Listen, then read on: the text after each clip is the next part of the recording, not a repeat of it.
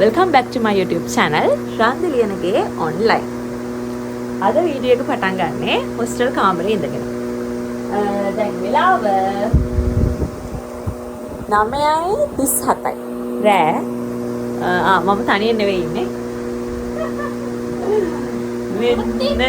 මෙයත් එක්ක තමයි අද vlog එක කරන්නේ. මේක plan කළාද කරන්නේ? ටිකක් ඒ වගේ අපිට තියෙනවා අද පොඩි කෑමක් කන්න. හැබැයි අපේ එක්කෙනෙක් අද අඩුයි. අපි ආව කපා හැරලා අපි දෙන්න විතරයි අද මේ vlog එක කරන්නේ. අපි දැන් තමයි ඩිපාර්ට්මන්ට් එකේ ඉඳන් ආවේ. මේ දවස්වල වැඩ ගොඩයි. එක එක මොනවද අපිට තියෙනව නේද? එක එක වැඩ. ඉතින් බාහිර වැඩ, අධ්‍යාපනික වැඩ ඔය ඔක්කොම. අපි ඒ කෑම මොකද්ද කියලා පෙන්නන්නම්. ඔහොම මේ යන්නේ ස්ට්‍රෙස් රිලීස් කරන්න. ඒ වගේ මේක කෑවම ස්ට්‍රෙස් වැඩි වෙයිද දන්නේ නැහැ. මම රහනම් කොහොමද කියන්නේ දන්නේ නැහැ. මම මේක කාලා තියෙන්නේ තාම දෙපාරක් වගේ. ඇත්ත කියන්න එපා. ඉතින් දෙපාරක් වගේ කාලා තියෙන්නේ. දැන් අද තමයි කන්න යන්නේ තුන්වෙනි පාරට. ඔයා කීපාරක් කාලා තියෙනවද? මතක නැහැ. මම ගොඩක් කතාවක් කාලා තියෙනවා. ඔප්ස් එහෙනම් කාලා තියෙනවා. මම හිතනවා මගේ අනිත් යාළුවත් කාලා නැතුව ඇති. අයා ඉන්නේ ඔයාලා ඔය තියලා තියෙන ඇඳ උඩ. එයාද නෑ. ඒ නිසා එයාගේ ඇඳ අපි පාවිච්චි කරලා අපේ ෆෝන් එකට යන්න. මේක තමයි අපේ හොස්ටල් කාමරේ. ඉන්නේ මම කෑම එක මොකද්ද කියලා අරගෙන එන්න. මේක තමයි අද අපි කන්න යන කෑම එක. මේ ඇවිල්ලා මොකද? ෂින් රාමෙන් එක. මේකේ ෆ්ලේවර් එක මොන වගේද කියලා අපි කියන්න දන්නේ නැහැ. මොකද කලින් කාලා නැති නිසා. ඔයා කාලා තියෙනවද? මේක මේ ෆ්ලේවර් එක රසයිද? රසයි කියලා කියනවා. අපි කාලා තමයි බලන්න වෙන්නේ මේක රසයිද කියලා. මේ ඉතින් මේක අපිට හම්බුනේ කොහෙන්ද කියලා අපි කතා නොකරමු.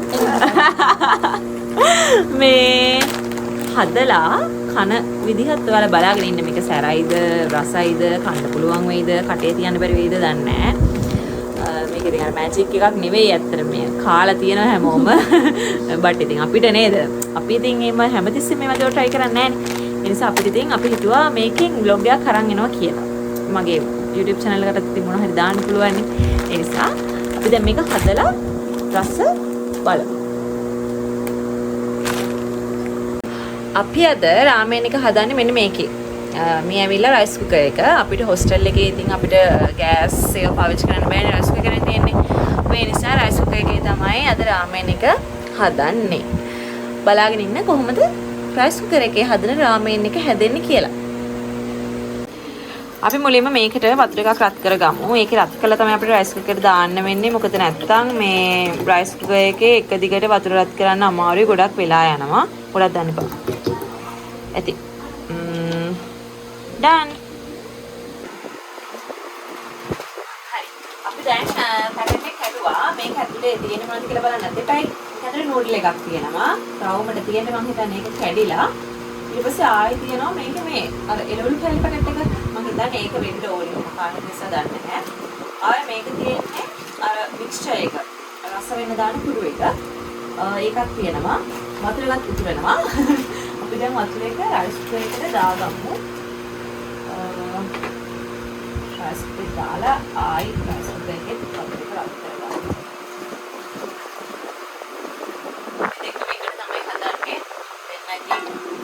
සාමෙන් මේ කන්න තීරණය කරා දෙක එකට හදලා සමානව දෙකට බෙදා දෙන්න.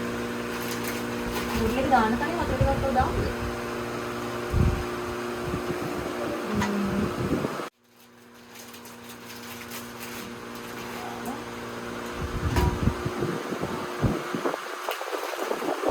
දාගන්න පොඩ්ඩක්වත් නාස්ති කරන්න එපා. මේවා සල්ලි. මේ මගේ කැමරාවට උත්තර දෙන පිටපස්සම වලට පේන්නේ නැහැ. හරියා දෙකම දාගත්තා. මේක උතුරනකම්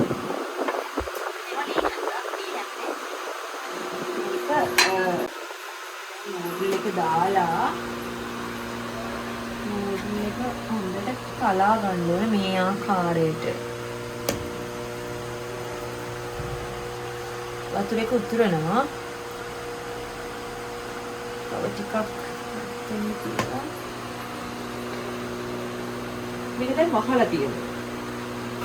මේක තැම්බෙන්න ඕන නිසා අපි මේක දැන් අපේ මේ රාමෙන් එක චුට්ටක් බාගෙට හැදිලා තියෙන්නේ. මම හිතන්නේ කරපේනවා. බාගෙට තැම්බීගෙන එන්නේ. අපි දැන් හිතුවා මෙන්න මේ dry මේ vegetable කැලරි ටිකක් තියෙන මේ පැකට් එකේ ශිෂ්‍ය එකේ අපි ඒක මේකට දානවා කියලා. මොකද ඒක පොඩ්ඩක් තැම්බෙන්නත් ඕනේ. අපි දන්න ගයිඩ්ලයින් වලට අනුව නම් දාලා මේ දෙක පොඩ්ඩක් තියලා තැම්බෙන්න කියලා. ඔයාලා ශින් රාමෙන් හදන හරිම ක්‍රමය දන්නවා නම් අපේ බ්ලොග් එකට පල්ලෙහාන් කමෙන්ට් එකක් විදිහට දාන්න.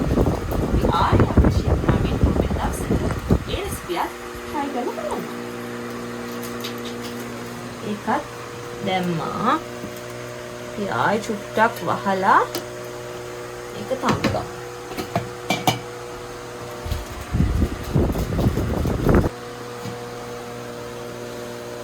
දැන් නම් මේක මට හිතෙන්නේ හොඳටම තැම්බිලා තියෙන්නේ. අපි පොඩ්ඩක් කෑල්ලක් කාලා තැම්බිලාද කියලා බලලා ටෙස්ටිං 1 2 3 එකක් දීලා බලමු.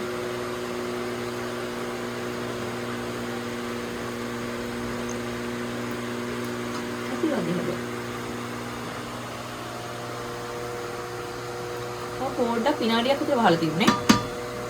විනාඩියක් වහලා තිබුණා.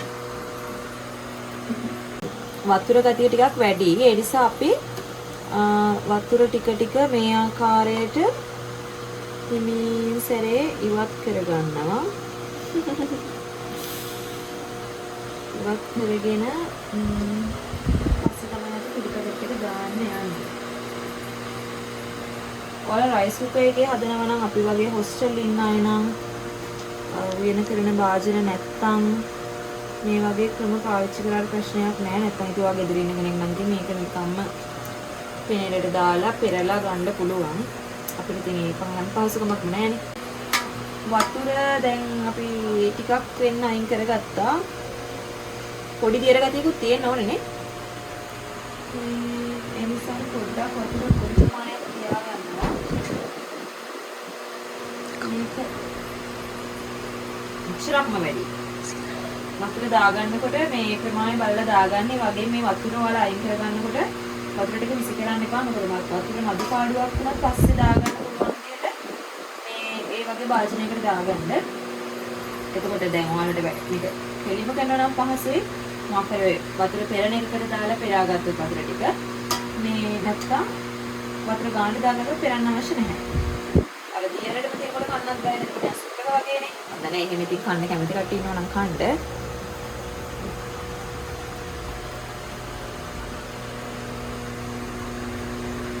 ඇති වෙයි කියලා මට හිතෙනවා. බලන්නකො. ඇද්ද? දැන් තමයි මම බලාගෙන ඉඳපු මොහොත. ඒ තමයි මේ කුඩු පැකට් එක දාලා කලවම් කරන්නේ. මේක මාර සැටිස්ෆැක්ෂන් එකක් ලැබෙනවා මේකෙන්. බලන්න. දැම්මම පස්සේ. අපි ඉතින් ආයි ලෝභ නැතුව එකපාරම දානවා. කන්න පුළුවන් වුණත් එකයි බැරි වුණත් එකයි. දාලා ඊට පස්සේ තමයි ඉතුරු මොනේ මේක තියෙන ටික මට දැන් අයින් කරන්න ලෝකයි.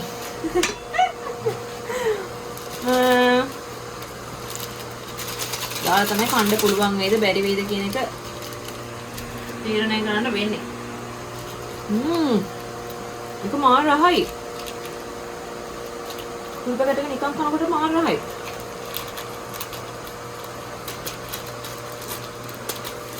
ඒක පොඩි මේ ඒක ඩ්‍රයි නැහැ ගොඩක්. පොඩියට තියෙනවා මේ නිකන් අර ඇලෙන ගතියක් ඒ කුඩු එකේ.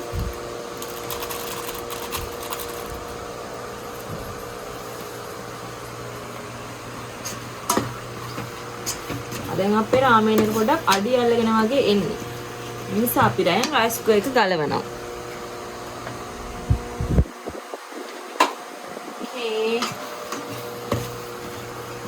ගලවලා විදියට මික්ස් එකක් එනවා මේ මික්ස්චර් එක හැමතැනටම යන්න.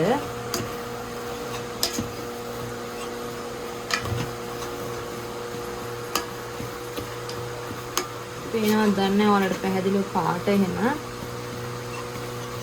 ගොඩාක් රතු නෑ හැබැයි මේක මට හිතෙනවා ගොඩක් සැර වෙන එකක් නෑ කියලා ඒ නිසා මම ඔය කොරියන් වීඩියෝස් වල එහෙම දැකලා තියෙන විදිහට නම් මේ ගොඩාක්ම රතුයි නූඩල් එක අර එයාලා හදන වර්ගයේ තියෙක කියලා තියෙනවනේ අපි හදන්න ගත්තේ මේකනේ ඒක මොනවා හරි ඩිෆරන්ට් ඒවා ඇති වෙනස්කම් ඇතිනේ දැන් කලවම් කරා ඇතිද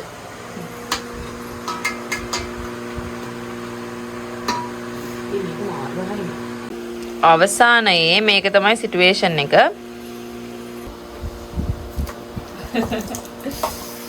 හරි මේ අපි කෑවා ඇත්තට මේ කණ එක වීඩියෝ කරේ නැහැ මොකද මේ කන්න අපි ඇත්තට වීඩියෝ කරා හැබැයි මැදක් කරනකොට අපිට දෙන වීඩියෝ කරන්න බෑ කියලා මොකද මේක මේ හිතුවට වඩා සැරයි මේ පේනවනේ දැන් පොඩ්ඩක්වත් නැහැ අපි ඔක්කොම කාලා ෆිනිෂ් කරා මේ මාර සැරයි අපි දෙන්න මේ පොඩ්ඩක් වෙලා දැන් ඉඳලා ඊට පස්සේ තමයි ආයෙ වීඩියෝ කරනවා කියලා හිතුවේ මේ තාම අමාරුයි මේ වතුරක් දීලා ඔව් මේ අපි මේ ෆ්ලේවර් එකෙන් කවු ෆස්ට් ටයිම් නේ මේ දැන් කෙනෙක්ට හිතන්න පුළුවන් මොක කාලා දෙන කෙනෙක්ට එච්චර සරක් නැහැ කියලා හැබැයි ඉතින් අපිට මං කියවනේ කල්ලු මට ලොකුවට සරක් දැනෙන්නේ ඔව් මෙයා ඉතින් කාලා දෙන නිසා මම කවුලක් නැහැ මට නම් මේ වටේ ඉඳන්ම දන්න ගත්තා මේකයි පොඩ්ඩක් වෙලා ඉඳලා අපි ආයි බ්ලොග් එක පටන් ගත්තේ. හරි දැන් ඕක. එහෙනම් ඉතින් අද බ්ලොග් එක ඔච්චරයි. නේද? අපි ගිහින් එන්න. අලුත් බ්ලොග් එකකින් හම්බ වෙනකන් හැමෝම සතුටින් පරිස්සමෙන් ඉන්න. බයි බයි.